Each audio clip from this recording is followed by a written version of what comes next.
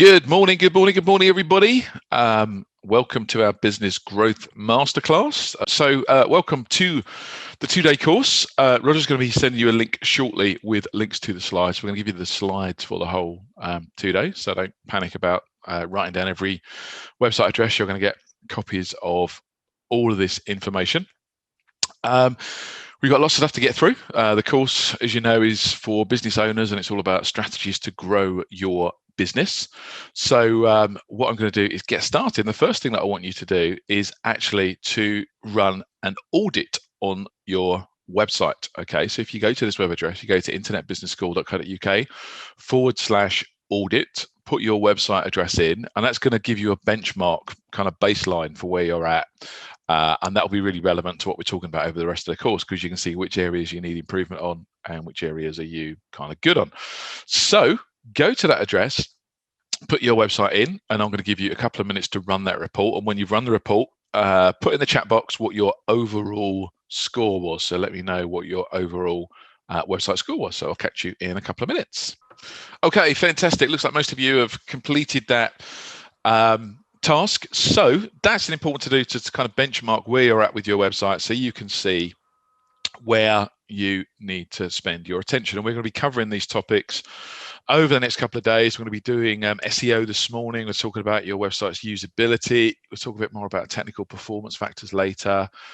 And tomorrow we're going to be talking lots about social media as well. So we're going to be coming on to many of these topics, but it's important to kind of get a benchmark for where you are now. So let's give you some other useful resources as well in terms of like monitoring your current website. This is a really useful tool for making sure that your website is actually up. Now, sometimes hosting companies go down and you don't even know about it, and your website might be down for hours or days and you didn't even know. So this is a really good tool, which you can get actually 50 website monitors checked every 5 minutes to get your website checked every 5 minutes, completely free of charge. So it's a really good service, and just lets you double check your hosting company doing what they're supposed to be doing and making sure that your website is there. And obviously if your hosting company is letting you down, then it gives you the heads up that maybe you should be changing hosting company. So that's uptimerobot.com. You're going to get these links in the slides, by the way, so don't panic. I think Roger's already put those in the chat box there for you. In fact, there we go. So efficient. Thank you, Rog. So let's talk about trust signals.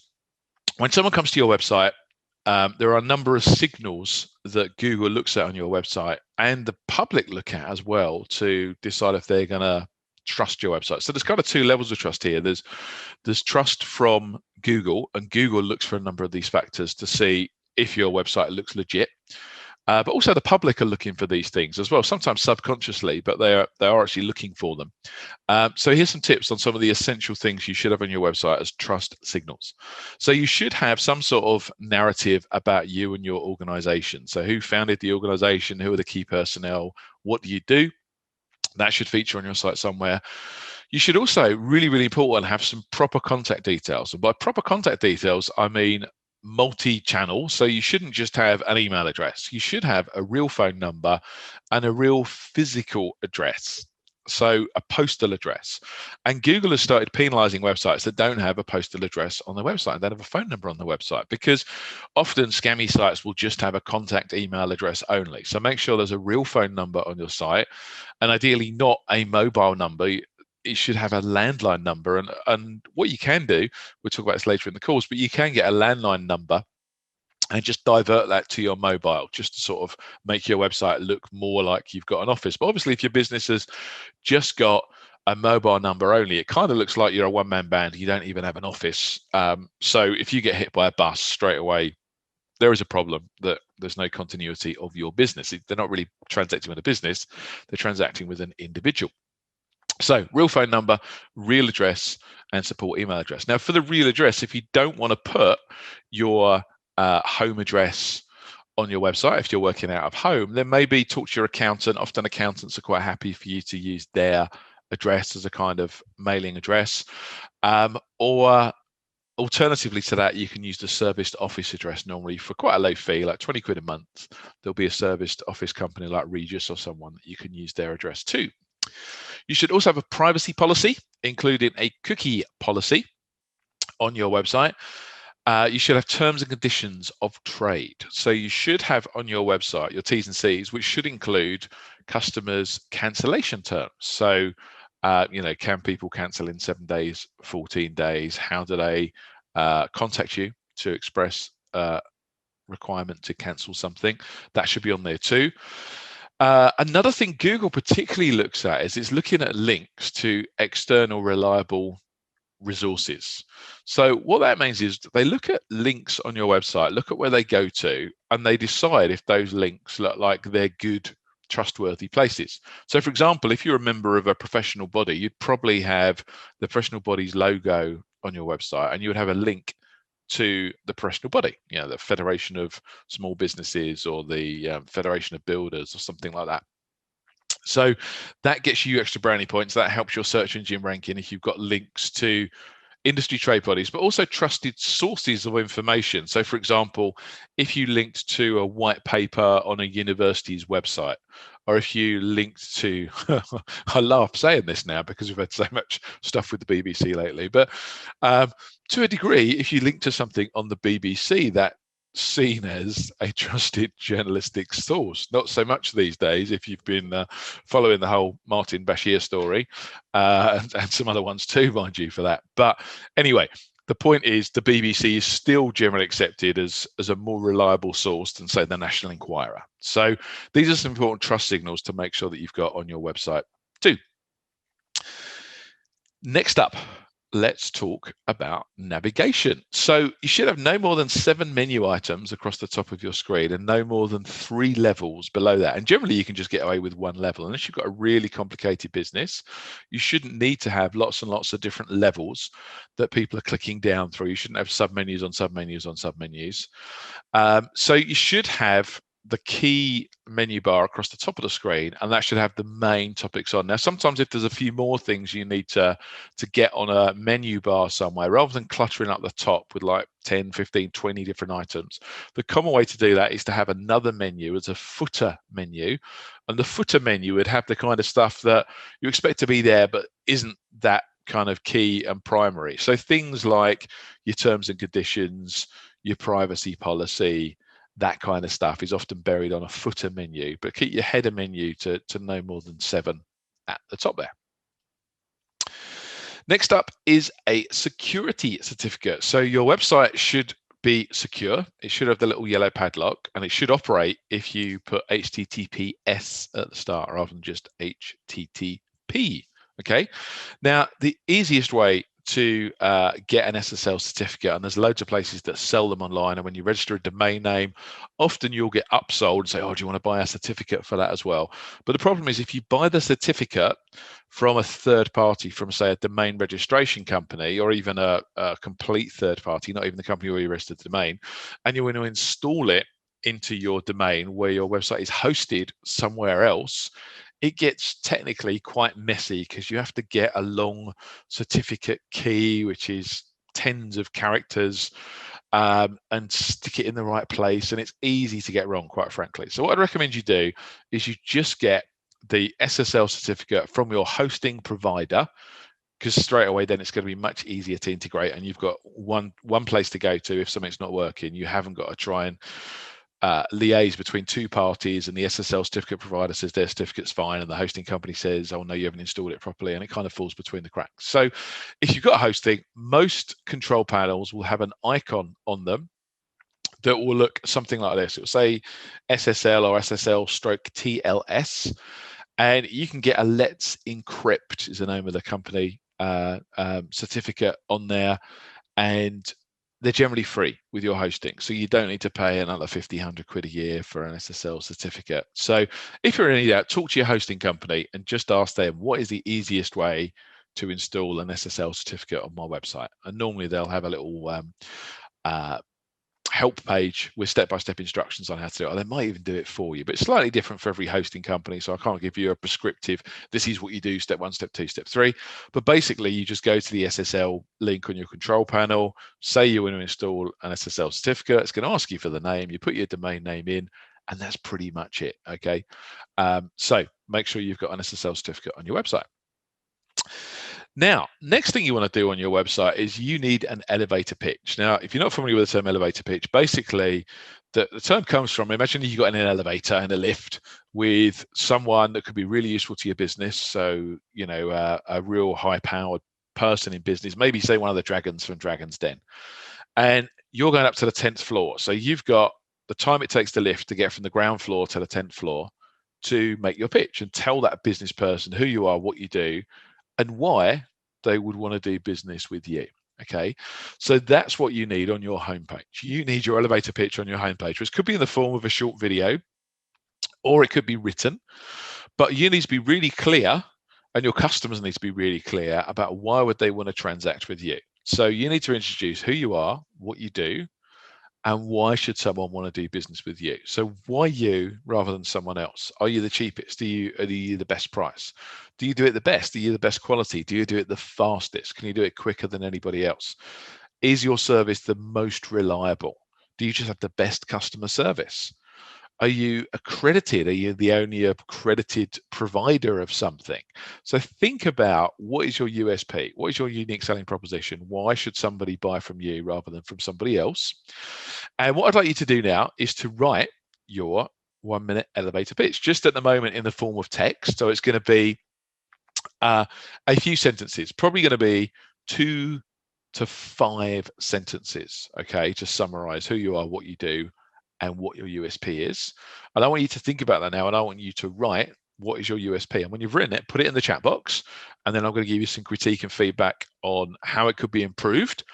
So off you go, write your elevator pitch. And some of you might have this already. You might have your sort of your 1-minute overview of your business already done. Great. In that case, just go and paste it in the box straight away. You've completed the exercise quickly.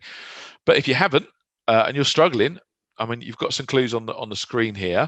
But another good tip is just go and look at some of your competitors and see what they say about themselves, and think, well, yeah, what is good about you? Why should, if you're a customer, why should somebody buy from you rather than from somebody else? Okay. So off you go. I'll put some music on while you're doing that. And as soon as you've done yours, type it in the box, and then we'll do some feedback and some critique on those as well. Okay, we got a couple more in. Those of you that haven't done it yet, keep working on it. I'll be coming to you shortly. So let's have a look at what we've got here. We have got one from Simon, who was the first past the post, although I'll read it out to you. I reckon he may have had this already pre-planned, but here we go.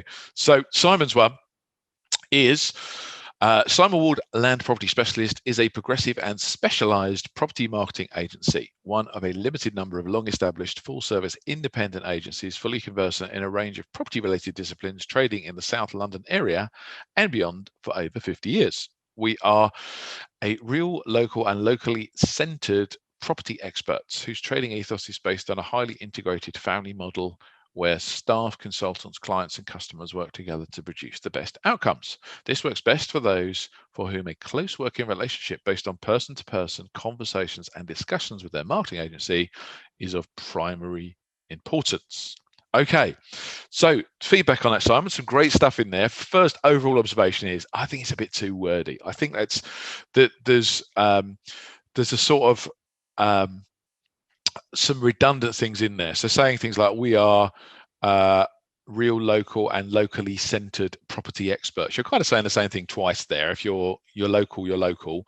Whether you're so that feels a little bit redundant. A highly integrated family model.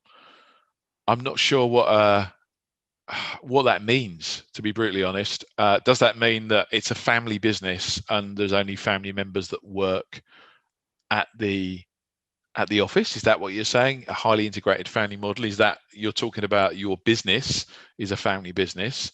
Or are you talking about that you like to work with families as your clients? I don't really know what that means.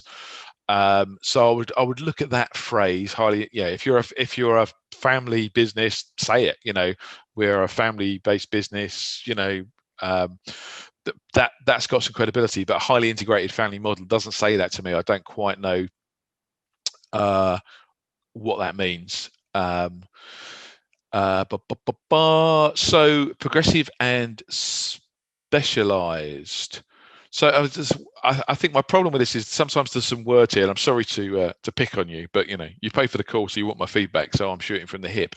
But the comment of you're a progressive property marketing agency, I don't know what that means. If you're a progressive marketing agency rather than a non-progressive marketing agency, I'm not sure what that means. If it means that you use the latest technology, I would say that, because for me the word progressive is a bit vague. It's like, if you're a progressive company, what does that mean? That you make progress going forward. You look at the definition of progressive and what does that actually mean.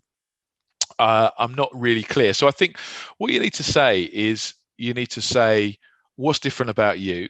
So because you're a specialized property marketing agency, I don't know if you specialize in any particular kind of property. So are you commercial or residential, I guess is the first question. You might be both. But if you're one or the other, I think you should say that, because that's part of your positioning. Because straight away as well, you also want to disqualify people, because you don't want people giving you inquiry. If you're just residential, let's say, if somebody lands on your website and they think, oh yeah, this company sounds good, I've got a 30,000 square foot warehouse I want to sell. You don't even want to waste the time having a conversation with that person, because you're not in the business of shifting 30,000 square foot warehouses, because you don't do commercial, for example. So I think you need to clarify who you serve, who are your customers a bit more clearly as well, because I'm not sure from this if you're all kinds of property, building plots. If somebody phones up with a building plot, is that what you do? And I know, like probably any business owner, you'll probably do anything, right? You're a bit of a wheelie dealer, and if somebody phones up with something, maybe you do the deal. But you want to specialize in something, because people like to deal with specialists. They don't want to deal with generalists. And if you say, yeah, we're a property company, we deal with, commercial, we deal with offices, we deal with residential, we deal with car parking spaces, we deal with land plots. Suddenly you're a generalist. You're not really a specialist at anything.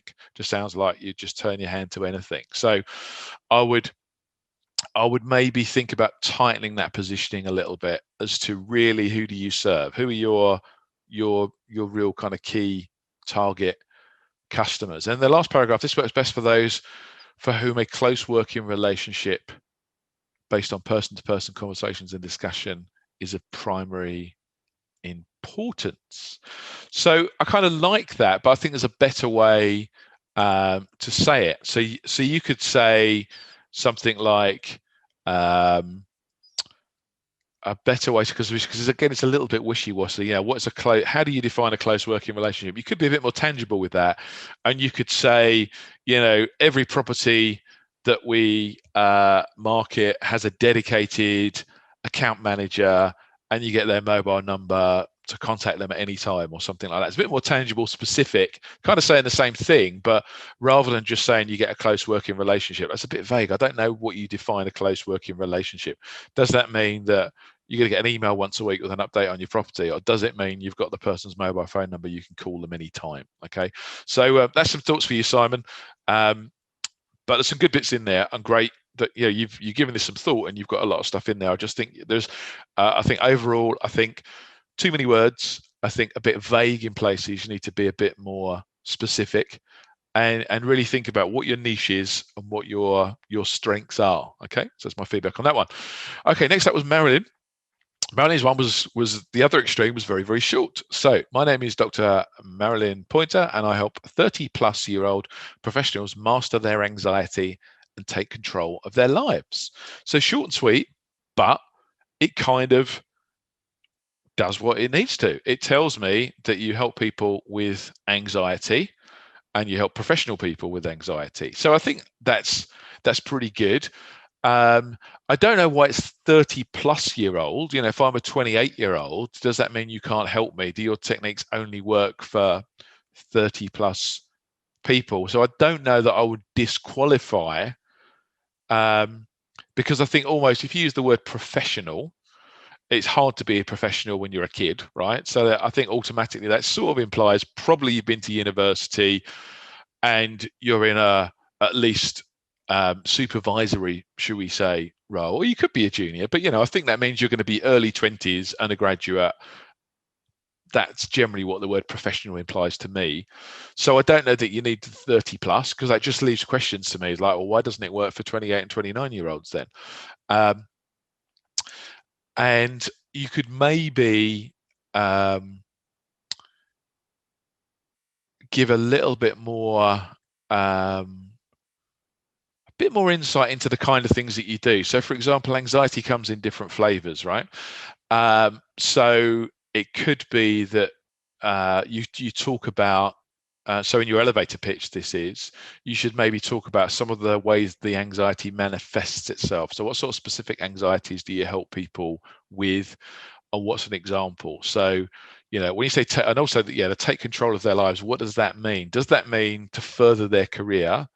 Or does that mean to make it out of the house in the morning? So you could maybe just go one layer deeper, perhaps, on the sort of anxieties that you help with, and what that actually means by taking control of their lives. But in many ways, I like this because it's really short and sweet, and it's like you help professionals that are anxious. That's great.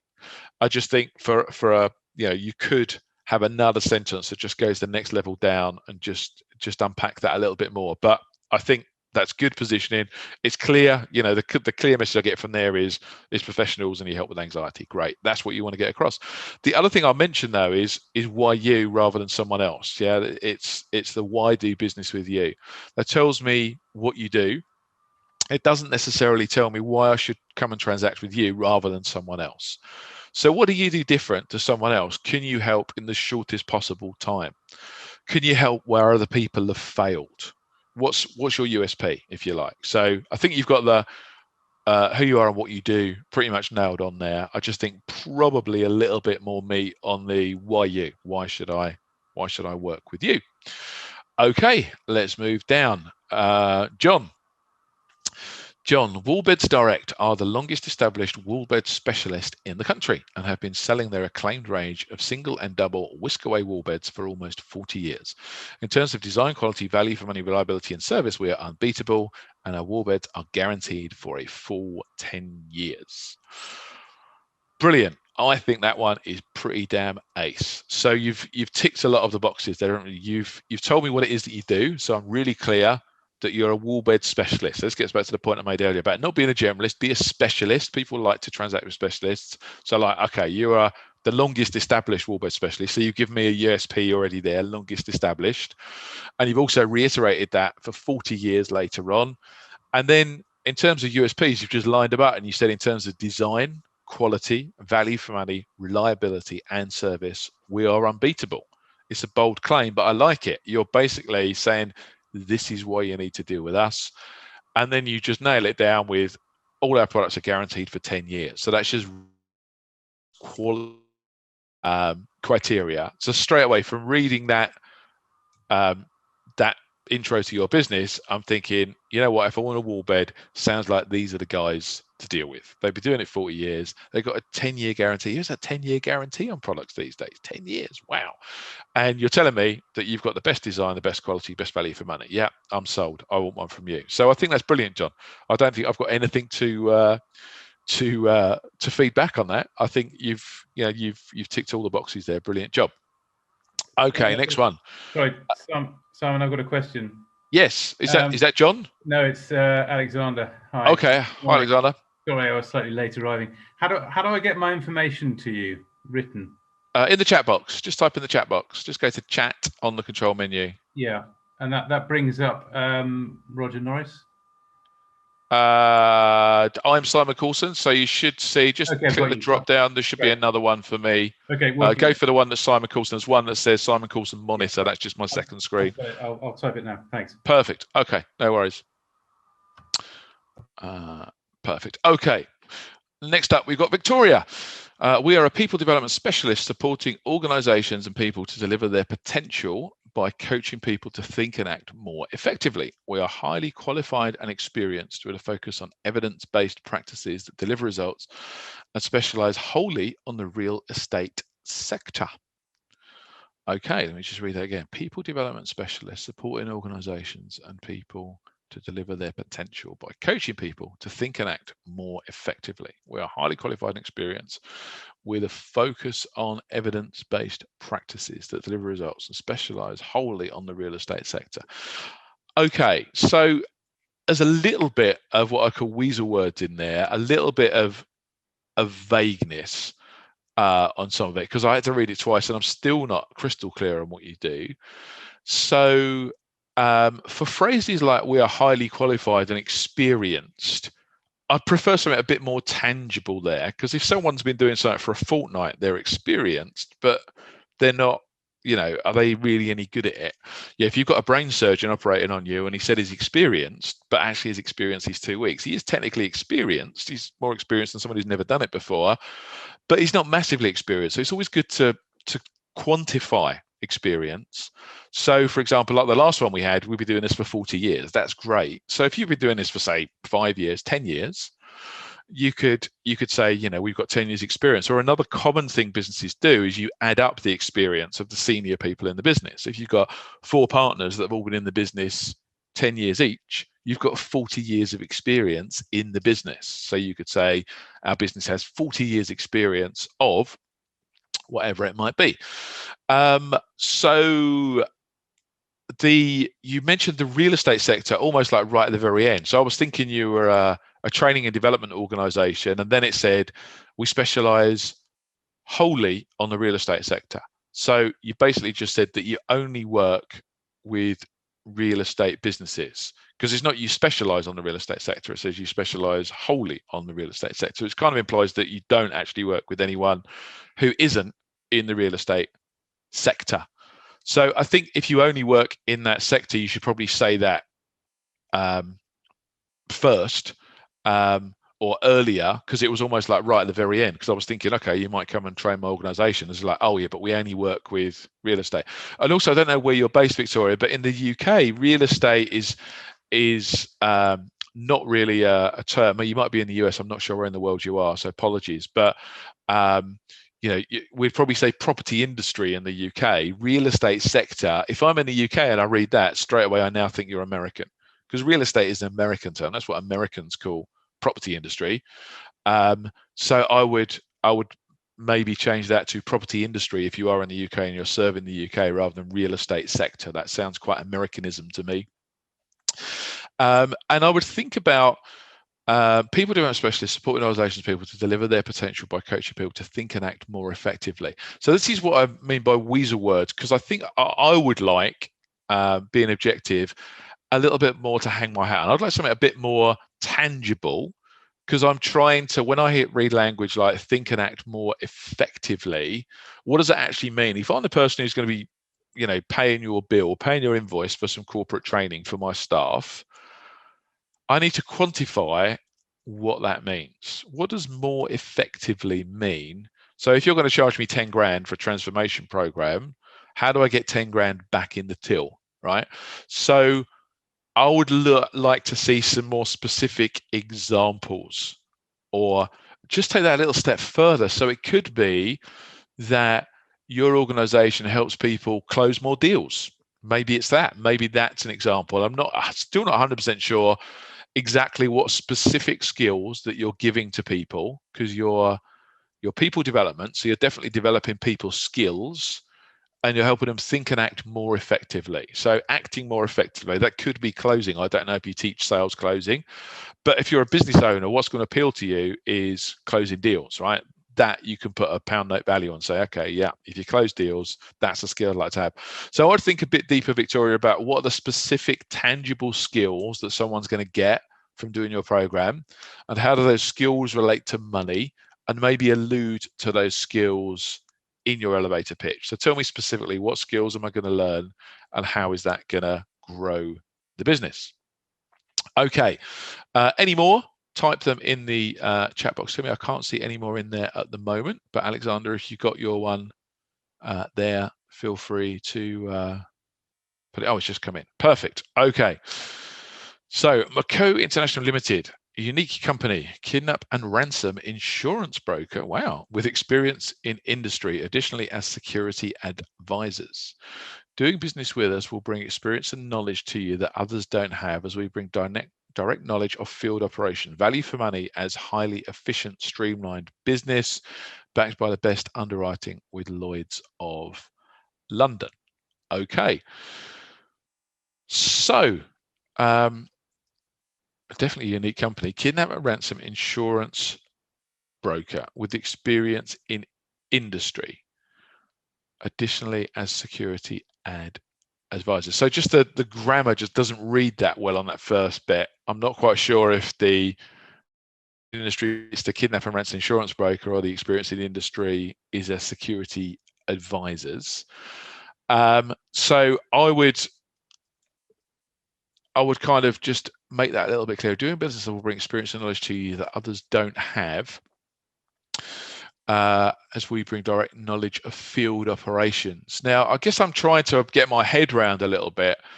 So the service you offer is kidnap and ransom insurance. So just to be clear, perhaps you could help me out here a bit, Alexander, because it's not something I'm massively familiar with. But if I'm a businessman and I'm going to somewhere that maybe could be a bit dodgy, you will sell me an insurance policy that says if I get kidnapped, the insurance policy will pay out if I don't make it out alive, I'm guessing. So you're selling insurance policies, but I'm just a bit confused about the bring experience and knowledge to you. So the field operations, yeah, how does the field operations help sell insurance? Maybe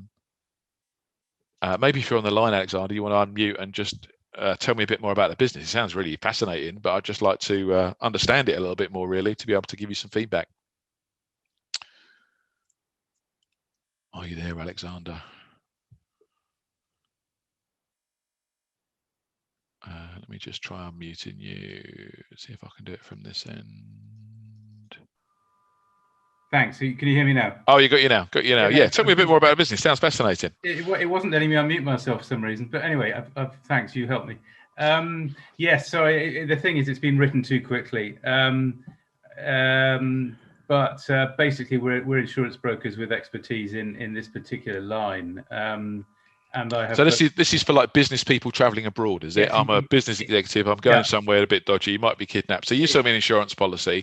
Exactly, and I've done a number of these cases in the field. So that's what I think I have. And if I do get kidnapped, I get a chunk. So does your involvement stop at the paying out a chunk of change for the ransom, or because you mentioned like field operation, it made it sound a bit like you might send in the SAS to come and collect me yourself. Yes, exactly. So that's kind of what you do as well. It's a bit more. What I'm trying to get at is it more than insurance? Is it that you've got field expertise that can help get you out? So I think you kind of need to articulate that in this description a little bit. Right.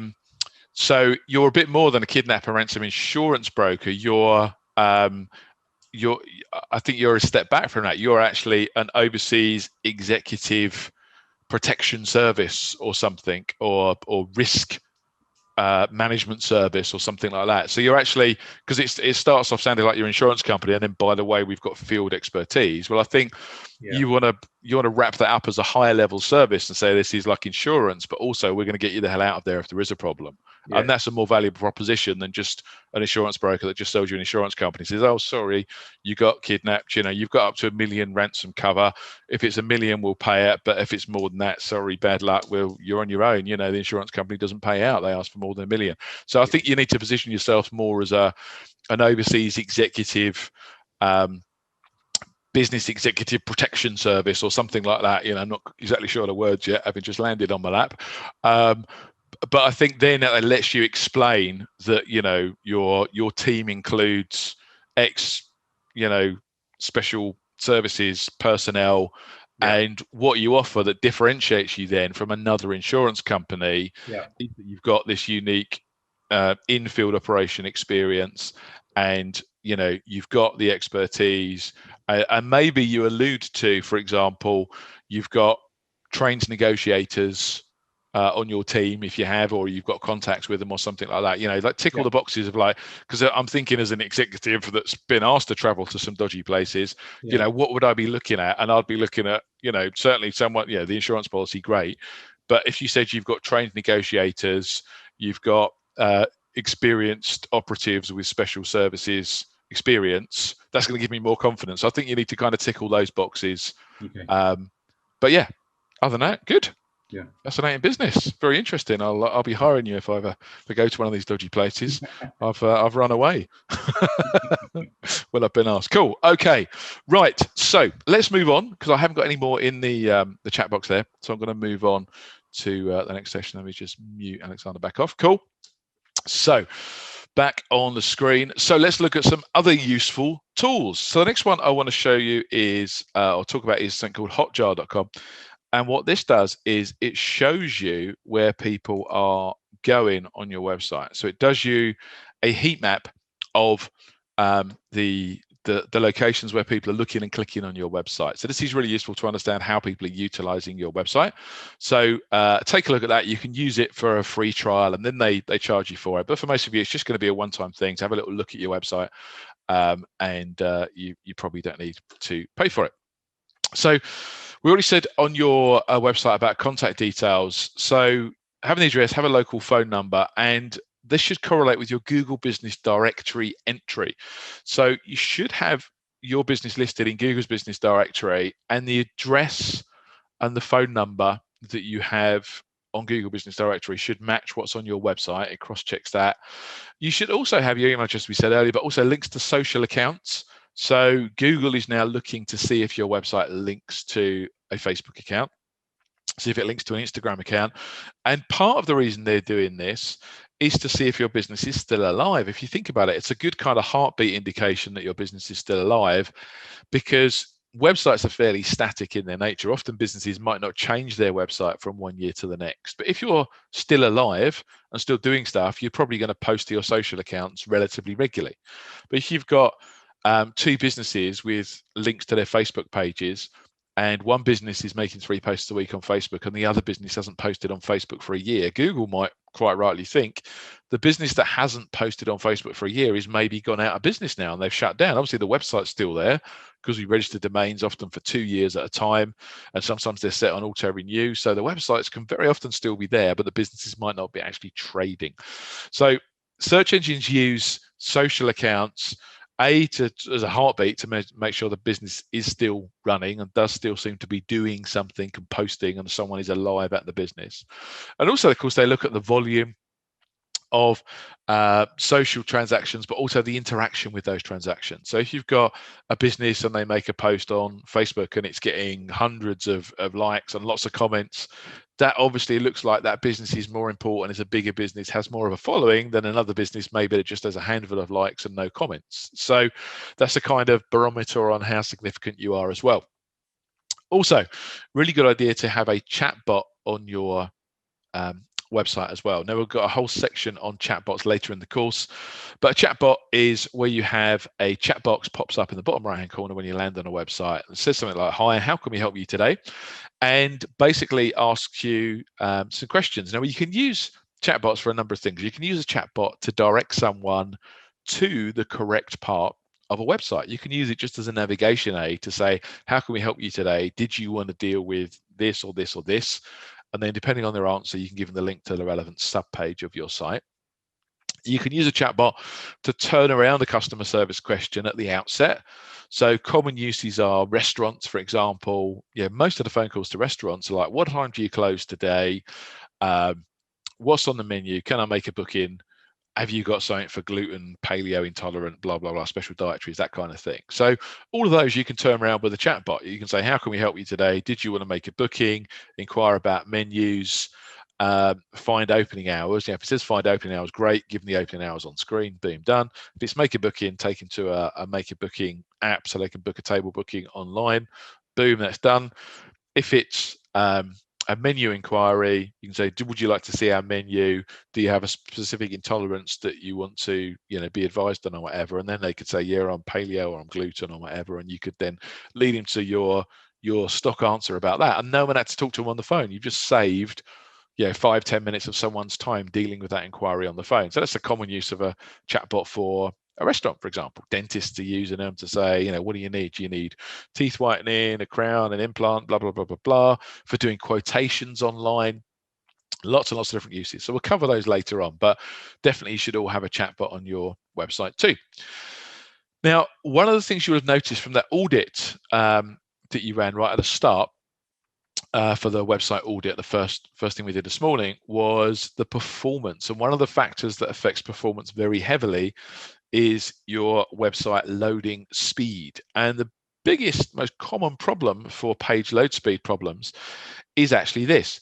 It's images that are just frankly too big. Because when you take a picture on your mobile phone these days, they can often be 10 megapixels. And I've got a nice SLR camera. I took one the other day and it was 36 meg for one photo. Okay, so if I was just lazy and I uploaded that straight to my website and say there was a page with 10 pictures, even if it's just of an iPhone, it's 10 pictures of 10 meg. That's 100 meg. And what that means is there's 100 megabytes of data that has to be loaded before my website has finished loading. Now, you don't need images that size. You can shrink them to less than 10% of that size, and your website will literally load 10 times faster because there's a tenth of the data that needs to travel down the internet before the website has finished loading.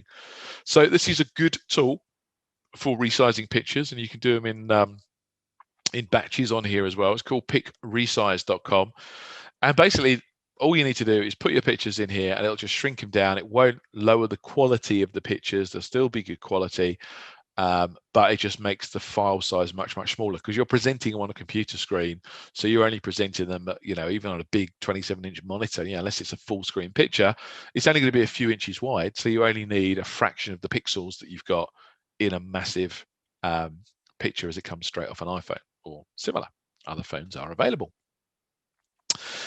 Now, next thing I want to talk about is this service, because the other thing that Google really likes is you having lots of content on your website. Okay, content is king. Google loves content. So what I'm going to do, I'm just going to jump out to this website and just show you this website here, which is called answerthepublic.com, because this is really useful tool for getting ideas for the kind of content that would be good to put on your website. So let me just go back to Zoom, which is there.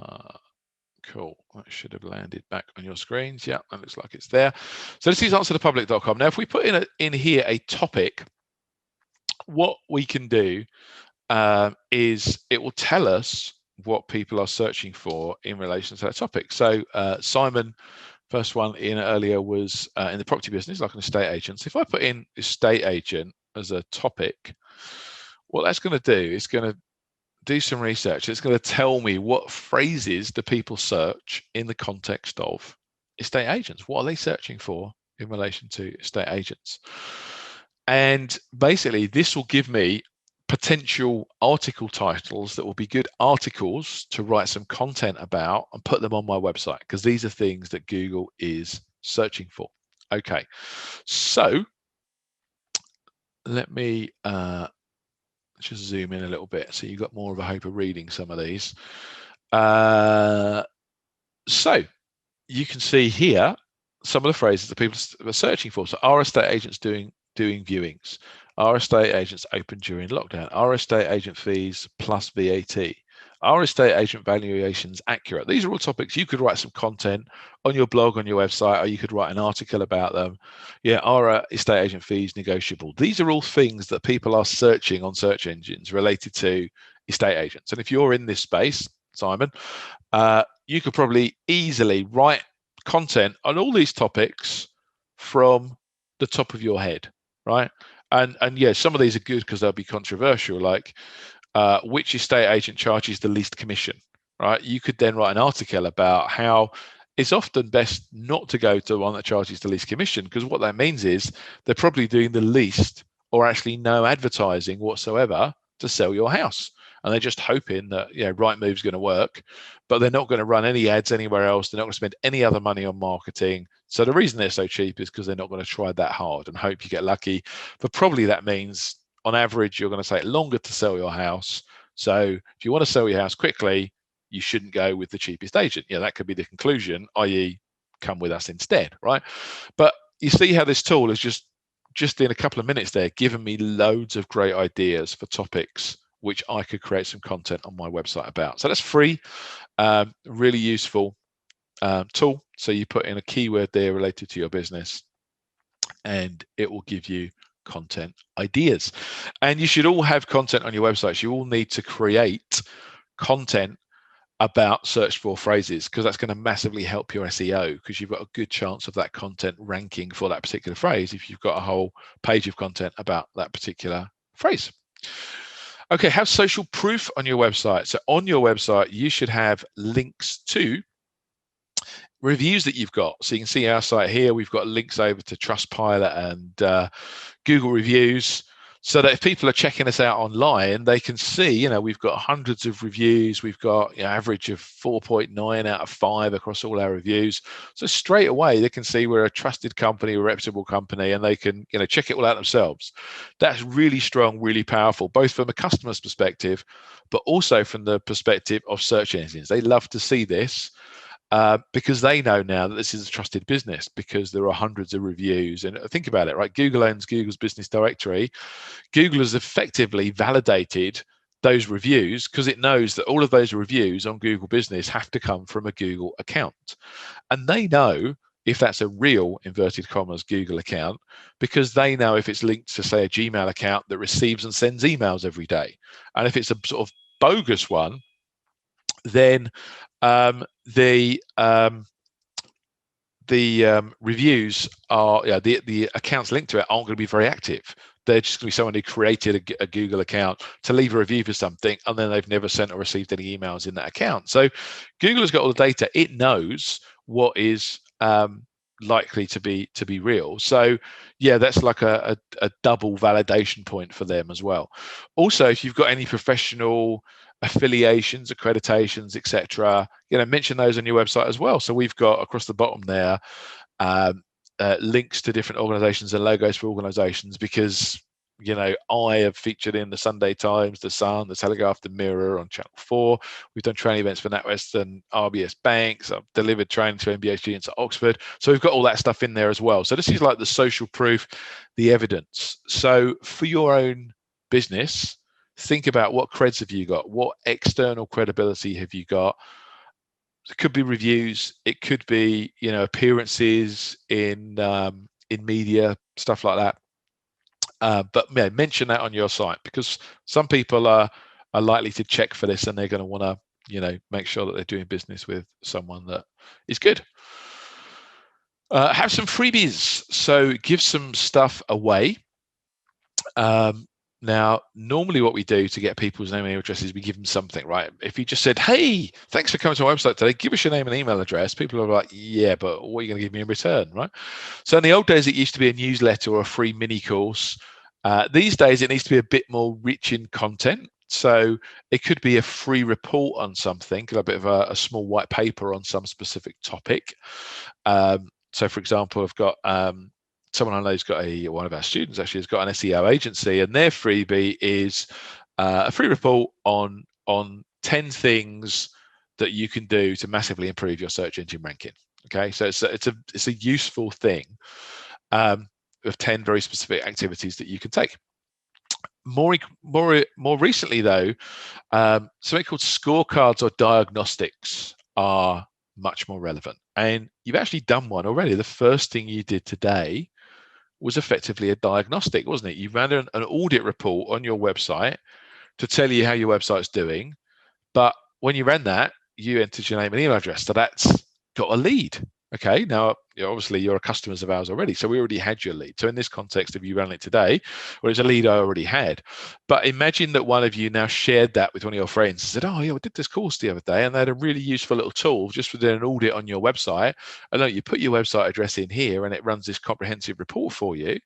Well, any of your friends that fill that out now, I've just got a lead, haven't I? I've now got a lead of someone that cares about their website positioning, so they might be in the market for some internet marketing education at some point in the future. Okay, so that's an example of a diagnostic tool, which is a lead gen. Now we're going to do a session on this tomorrow morning, because we've actually got 3 at Internet Business School. We've got that kind of technical site audit tool, but we've also got another couple. Some of you might have seen these. We have one called Which Internet Business, which basically is a bit of a personality entrepreneur profile for an individual to tell them what sort of online business model suits them the best. And then we also have a marketing MOT diagnostic, which is similar, but similar to the one you've done this morning, but that very much focuses on the technicalities of your website.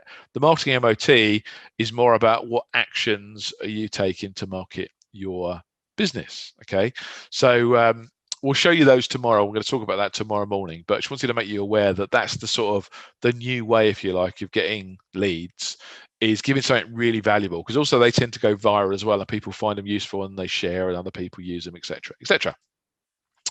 Cool. So this is just like a little summary checklist for a lot of things that we've covered in that first session. And what we've covered is, firstly, the sort of elevator pitch, who you are, what you do for whom, and really importantly, why should website visitors care? Why buy from you? What is your USP?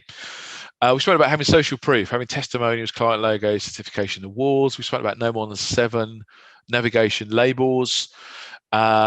We've spoken about some other important things as well, about having the address, having the copyright, having the terms and conditions. But you've got this slide. I don't need to read everything out on there. This is your checklist, okay, for your web page. So come back to this as your homework to check that you've got all these things covered off on your website. Okay, so the last thing from this first session is I want you to think about what content could you create, because really you should be putting some new content on your site each week. You should have a blog post or an article or a bit of content each week. If you do that, Google is going to love you and it's going to help your search engine ranking.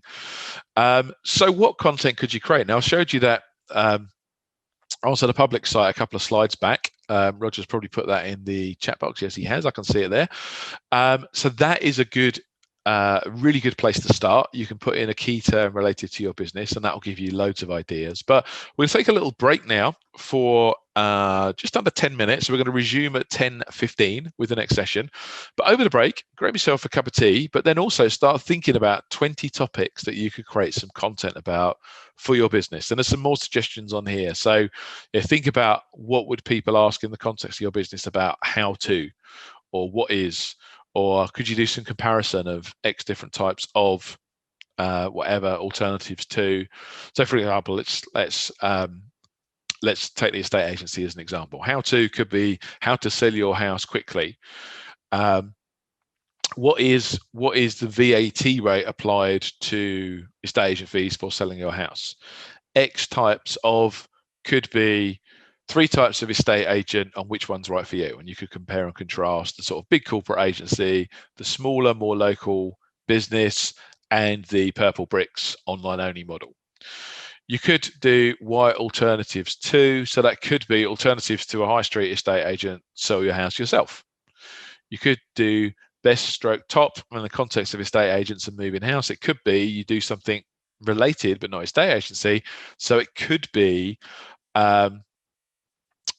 best removal services, or it could be best things to do to add value to your house for the least amount of effort and time, or the best return on investment for adding value to your house, like should you do a loft conversion, conservatory, etc., new kitchen, new bathroom. X questions to ask could be 5 questions to ask any estate agent before putting your house on the market with them. Template checklist for could be like a moving checklist, things to think about when you're moving house. These are all the people you need to contact. Customer case studies could be, here's George who put his house on the market on Tuesday, he sold it on Friday, and he moved 3 weeks later. Success stories would be great. New products and services, for example, could be a premium photo package that you do with drone photography for high-end clients selling large properties, or you get maybe the 3D virtual photograph modeling of a house. So that could be a new product or service that you offer. New special offers could be a Christmas special offer this month. Sell your house for 1% rather than 1.5 or 1.25 or whatever it might be. So that's just in the context of an estate agent. Straight off the top of the head, what some context to some content could be. So I've wittered for another 2 minutes there. So sorry, you've now got 5 minutes to grab your tea. So grab your tea